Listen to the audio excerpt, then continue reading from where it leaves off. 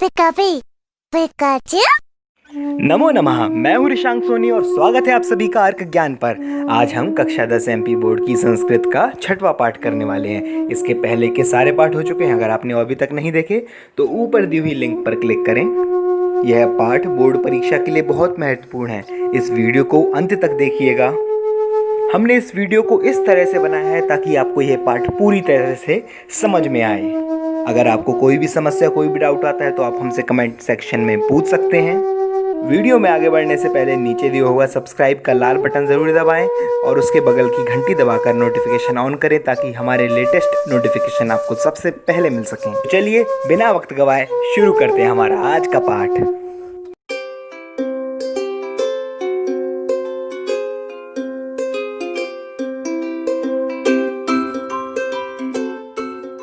नमो नमः। आज हम कक्षा 10वीं का 6वां पाठ यशः शरीरः इसको पढ़ने वाले हैं। तो आइए पहले हम बताते हैं आपको इस पाठ का सारांश।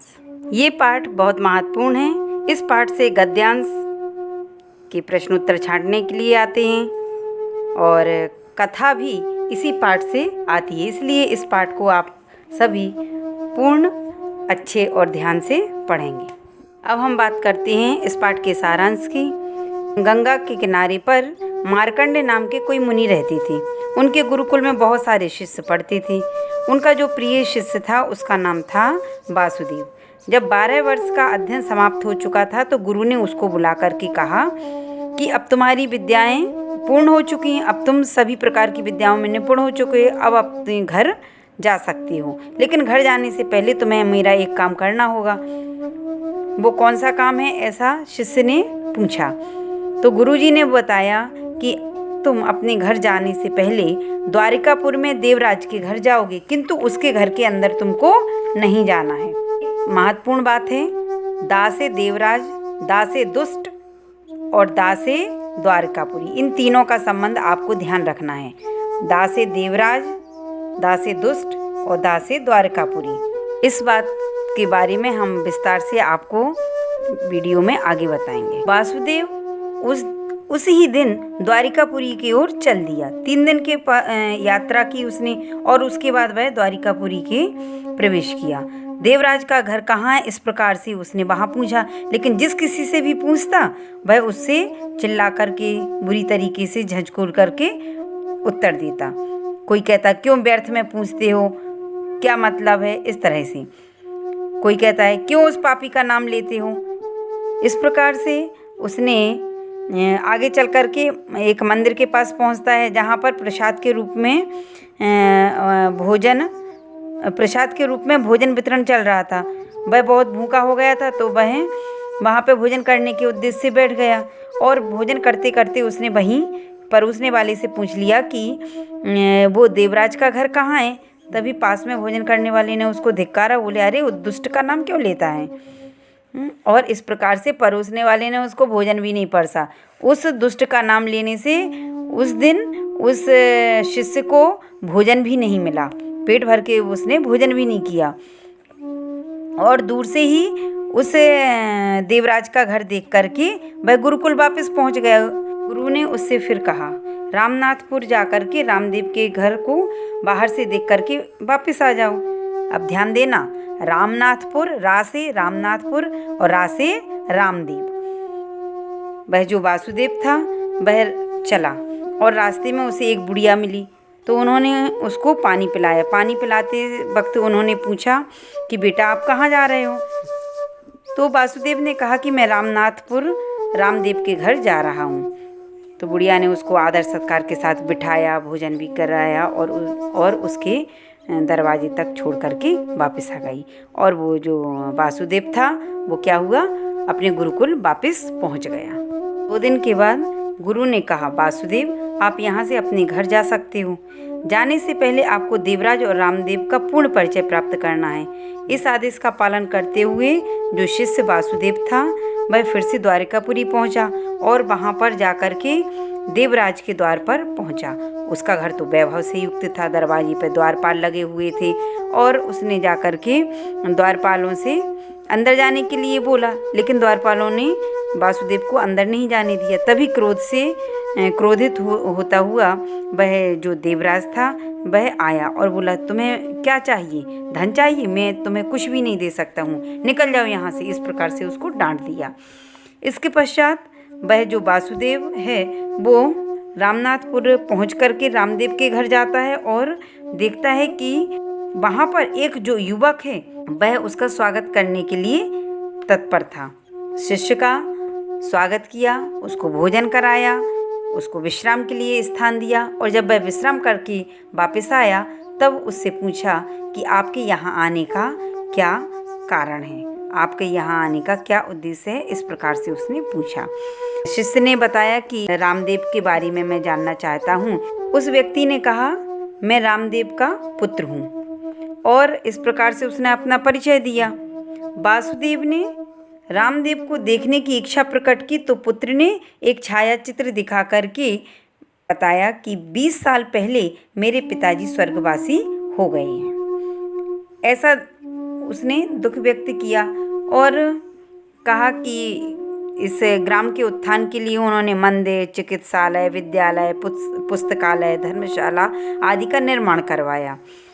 गांव के सभी लोग रामदेव का नाम आदर के साथ स्मरण करते हैं। तो इस प्रकार से वह जो शिष्य है उसने भी देखा कि जो व्यक्ति देश समाज के लिए कोई कार्य करता है वह मरने के बाद भी जीवित रहता है, और जो व्यक्ति स्वार्थ मात्र के लिए चिंता करता है वह जीवित होने के बाद भी मरे हुए के समान होता है। तो अब आइए यहाँ से हम अपना पाठ प्रारंभ करते हैं।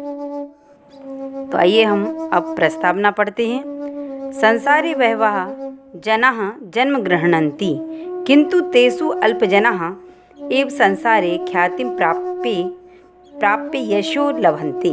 संसार में बहवा माने बहुत से, जनाः माने लोग। संसार में बहुत से लोग जन्म गृह्णन्ति जन्म लेते हैं, किंतु तेषु अल्पजनाः किंतु उनमें से कुछ लोग ही संसारे ख्यातिं प्राप्य संसार में कीर्ति को प्राप्त करके यशो लभन्ते यश पाते हैं। ये स्वसुखम स्वार्थम च परित्यज्य लोक मंगल भावनया लोक कल्याणार्थम कार्यम कुर्वन्ति। जो अपने सुख और स्वार्थ को छोड़कर लोक कल्याण माने संसार के कल्याण की भावना करते हैं, ते एव यशः शरीरेण जीवन्ति। वे ही लोग यश रूपी शरीर से जीवित रहते हैं। ये स्वार्थ मात्रम चिंतयन्ति, और जो व्यक्ति अपने स्वार्थ के बारे में ही सोचते हैं, ते तु जीवन्ते अपि मृता इव तिष्ठन्ति। वे तो जीते हुए भी मृत के समान होते हैं। यस्या अस्याः भावनायाः विकासाय, भावना के विकास के लिए, बाल अवबोधनाय च, और बच्चों की समझ के लिए, संकलिता कथा अत्र प्रस्तुयते। एक संकलित कथा यहाँ प्रस्तुत की जा रही है। अब हम पाठ को विस्तार से पढ़ते हैं, और ये पहला पैराग्राफ है जो कि महत्वपूर्ण है, और कई बार इस पैराग्राफ से प्रश्नोत्तर छांटने के लिए भी आते हैं। गंगा तीरे मार्कंडे नाम कश्चन मुनिः वसति स्म। गंगा के किनारे पर मार्कंडे नाम के कोई मुनि रहते थे। तस्य गुरुकुले बहवः शिष्याः आसन्। उनके गुरुकुल में बहुत सारे शिष्य थे। वासुदेवः तस्य प्रियः, तस्य प्रिय शिष्यः। वासुदेव उनका प्रिय शिष्य था। तस्य द्वादश, द्वादश माने होता है, द्वा माने 2 और 10 माने 10, 10 और 2 12। तस्य 12 वर्ष आत्मकम अध्ययनम यदा समाप्तम तदा गुरुः तम आहूय अवदत्। उसका माने किसका? वासुदेव शिष्य का। 12 वर्षीय अध्ययन जब समाप्त हुआ तब गुरु ने उसको बुलाकर कहा, आवदत माने कहा, क्या कहा? शिष्य, अधुना भवान सर्व विद्या पारंगतः अस्ति। अब आप समस्त विद्याओं में पारंगत हो। अतः माने इसलिए इतः परम स्वग्रामम गंतुम अर्हति भवान, इसलिए इसके बाद अपने गांव जा सकते हो। गमनात् पूर्वम, लेकिन जाने से पहले, भवता माने आपको, द्वारकापुरस्य देवराजस्य गृहं दृष्ट्वा आगंतव्यम, लेकिन जाने से पहले आपको द्वारकापुर के देवराज का जो घर है वह देख करके आगंतव्यम आना है। किंतु गृह से अंतः न गंतव्यम, लेकिन घर के अंदर नहीं जाना है, ऐसा गुरु ने शिष्य से कहा। वासुदेवः तस्मिन् एव दिने द्वारकापुरं प्रति प्रस्थितवान। वासुदेव उस ही दिन द्वारकापुर की ओर चल दिया। दिन त्रयात्मकस्य प्रयाणस्य अनन्तरं तं ग्रामं प्राप्य सः ग्रामद्वारे स्थितान् जनान् अपृच्छत्। 3 दिन के प्रस्थान अर्थात यात्रा के बाद उस गांव में पहुंचकर उसने गांव में प्रवेश द्वार पर स्थित लोगों से पूछा, देवराजस्य गृहं कुत्र, देवराज का घर कहाँ है? इति, ऐसा पूछा। वृथा किमर्थं गम्यते तत्र इति उपेक्षया वदन्तः ते देवराज गृह स्थलं सूचितवन्तः।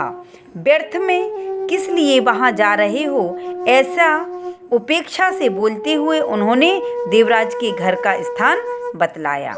यानी लोग भी उसको पसंद नहीं करते थे। अग्रे गतः सा कूपात् जलम उद्धरन्तीं महिलां याचित्वा जलम प्राप्य तत्पिबन तम अपृच्छत्। आगे जाने पर उसने कुएं से पानी खींचती हुई महिला से मांग कर पानी लेकर पीते हुए उस महिला से पूछा, देवराज गृहं कुत्र, देवराज का घर कहाँ है?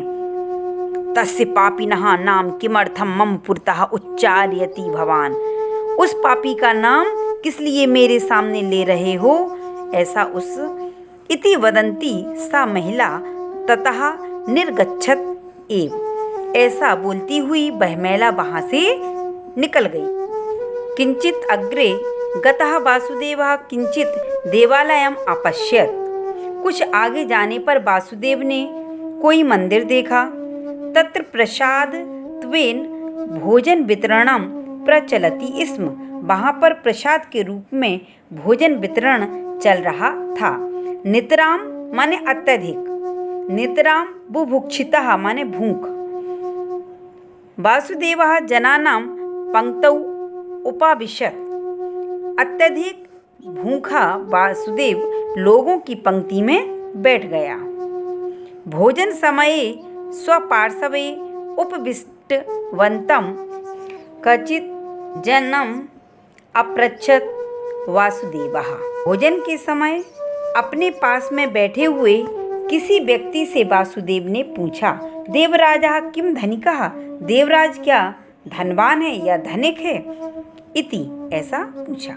तदा सा पार्श्व स्थः जनः, तब पार्श्व माने पास में, तब वह पास में बैठा व्यक्ति धिक भवंतम, आपको धिक्कार है, भोजन काले तस्य पापिनः नाम स्मरन्तम, भोजन के समय उस पापी का नाम याद दिला दिया।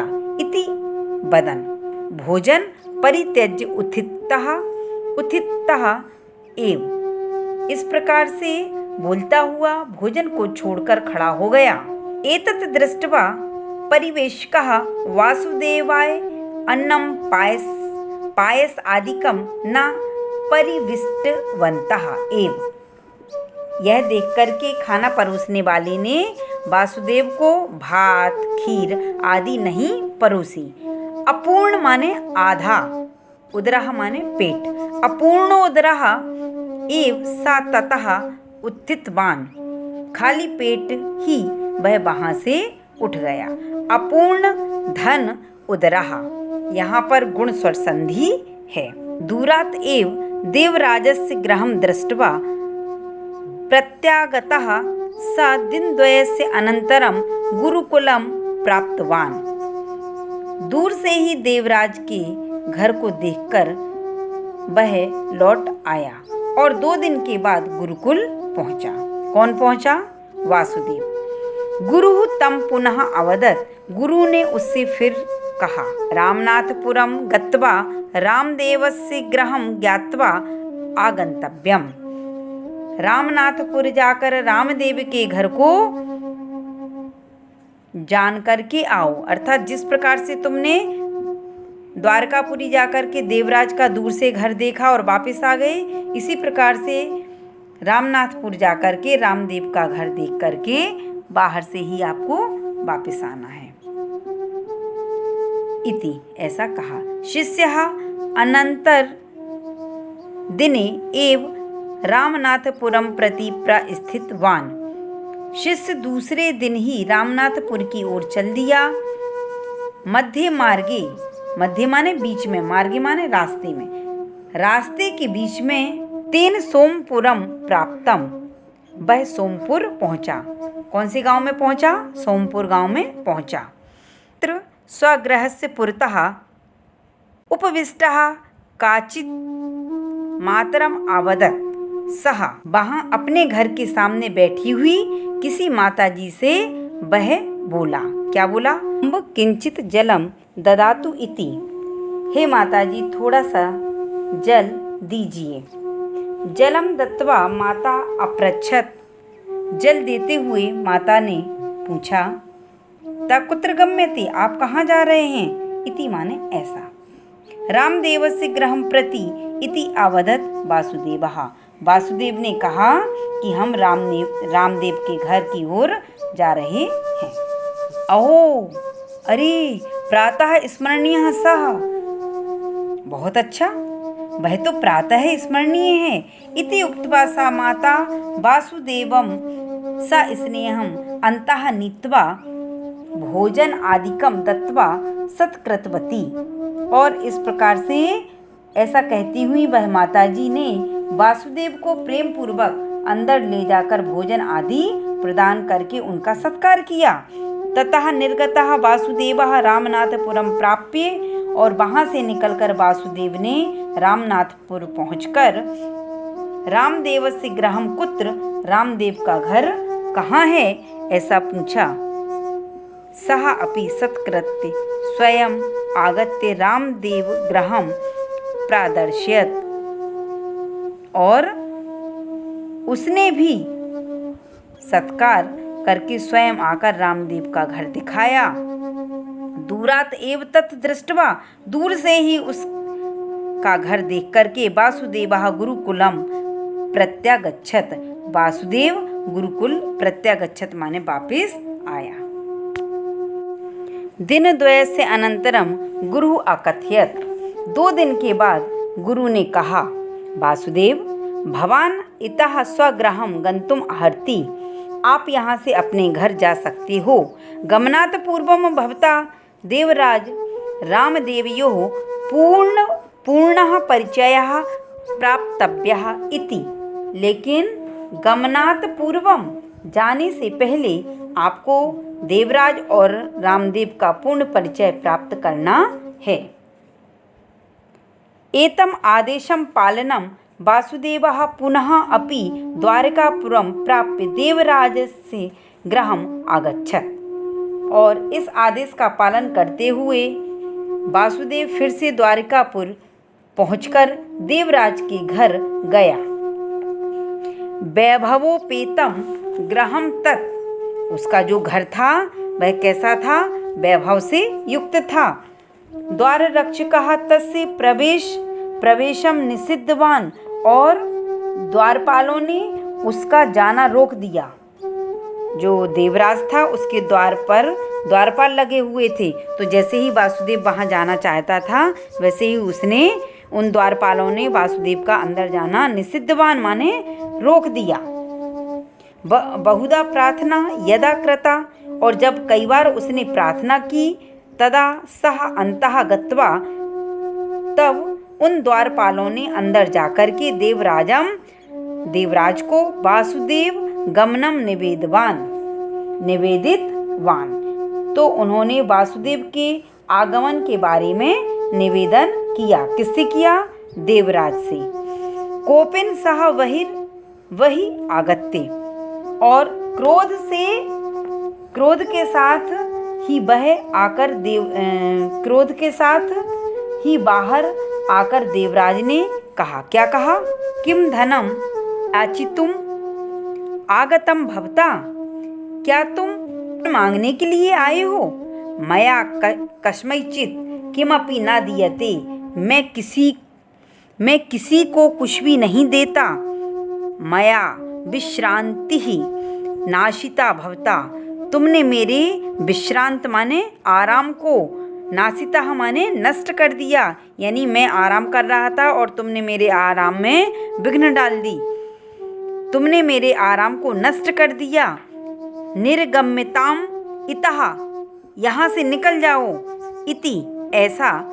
तर्जित्वा तम प्रेषितवान, ऐसा कहकर डांटकर उसको भेज दिया। तर्जनी दिखा करके उसको वहाँ से भेज दिया। ततः वासुदेवः रामनाथपुरम प्राप्य, ततः माने इसके बाद, वासुदेवः रामनाथपुरम प्राप्य, तो वासुदेव था वह रामनाथपुर पहुंचकर रामदेव से गृहम आगच्छत, रामदेव के घर आया। पर्णहि निर्मितम, पर्णहि माने पत्तों के द्वारा, निर्मितम माने बना हुआ, प्राचीनम गृहम तत्, वह पत्तों से बना प्राचीन घर था। जहाँ पर वह आया, वासुदेव रामनाथपुर में रामदेव के घर आया, तो वहाँ जो घर बना हुआ था वह कैसे बना हुआ था? पुराने पत्तों से बना हुआ था। वह पत्तों से बना प्राचीन घर था। कश्चन युवकः तम सादरम स्वागतीकृत्य पानीय भोजन आदि भी तम सत्कृत्य विश्रांत्यर्थम व्यवस्थाम अकरोत्। किसी युवक ने उस वासुदेव का आदर के साथ स्वागत करके भोजन पानी आदि के द्वारा उसका सत्कार करके विश्राम की लिए उसकी व्यवस्था की। विश्रांते अनंतरम सह, और विश्राम के बाद उस युवक ने अहम रामदेवस्य पुत्रः इति, मैं रामदेव का पुत्र हूँ, ऐसा स्वपरिचयम उक्त्वा, ऐसा अपना परिचय बता करके आगमन कारणम अपृच्छत, वासुदेव से उसके आने का कारण पूछा। यदा वासुदेवः रामदेवस्य दर्शनेन इच्छाम तदा पुत्रः एक भावचित्रम प्रदर्श्य, जब वासुदेव ने रामदेव को देखने की इच्छा प्रकट की, तब पुत्र ने एक छाया चित्र को दिखा करके, मम पिता 20 वर्षेभ्यः पूर्वम एव दिवम गतः, मेरे पिताजी 20 वर्ष पहले ही स्वर्गवासी हो गए हैं। इदानीं तस्य स्मृति मात्रम अस्ति लोके, अब उनकी स्मृति ही संसार में है। इति विषादेन अवदत्, ऐसा उसने दुखपूर्वक कहा। रामदेवः ग्रामस्य विकासाय देवालय, चिकित्सालय, विद्यालय, ग्रंथालय, धर्मशाला, उद्यानानि यानि कारितवान् तत्सर्वम् अपश्यत् वासुदेवः।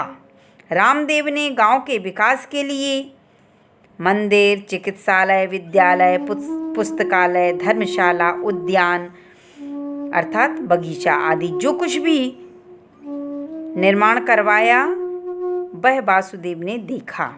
ग्रामे सर्वे रामदेवम सगौरवम स्मरन्ति स्म, गांव में सभी रामदेव को आदर के साथ स्मरण करते थे। देवराजे जीवति सती अपि कोऽपि तस्मिन् आदरवान न, देवराज के जीवित होने पर भी उसका आदर कोई नहीं करता है। रामदेवः तु 20 वर्षेभ्यः पूर्वम एव दिवम गतः, और रामदेव तो 20 वर्ष पहले ही मर गया। फिर भी दिवम गतः चेत अपि जनाः प्रतिदिनं तम स्मरन्ति, फिर भी लोग उसको प्रतिदिन याद करते हैं। ये महत्वपूर्ण लाइन है, सभी इसको ध्यान से सुनेंगे क्योंकि ये किसी न किसी प्रश्न का एक उत्तर भी है। यह समाज हितम चिंत्यति, यह माने जो व्यक्ति समाज हित के लिए सोचता है, सह मृतो अपि जीवति, वह मरा हुआ भी जीता है। यह स्वार्थ मात्रम चिंत्यति, और जो व्यक्ति स्वार्थ अर्थात अपने बारे में ही सोचता है, सह तु जीवन नापि मृतः एव, वह तो जीते हुए भी मरे हुए के समान होता है। इति माने ऐसा। अवगतवान वासुदेवः, ऐसा वासुदेव ने जान लिया। मया रामदेवस्य जीवनम एव अनुसरणीयम, मुझे रामदेव के जीवन का ही अनुसरण करना चाहिए। इति संकल्प, ऐसा संकल्प लेकर के स्वग्रामम अगच्छत, अपने गांव को चला गया। कौन चला गया? वासुदेव। धन्यवाद। तो हमारा यह पाठ यहीं समाप्त होता है। अगर आपको हमारा ये वीडियो पसंद आया तो इसे लाइक कर दीजिएगा, और अगर आपने अब तक हमारे चैनल को सब्सक्राइब नहीं किया तो अभी जाकर नीचे दिए हुए लाल बटन को दबाएं ताकि आप हमसे जुड़े रहें। आज के लिए बस इतना ही, मिलते हैं अगले वीडियो में।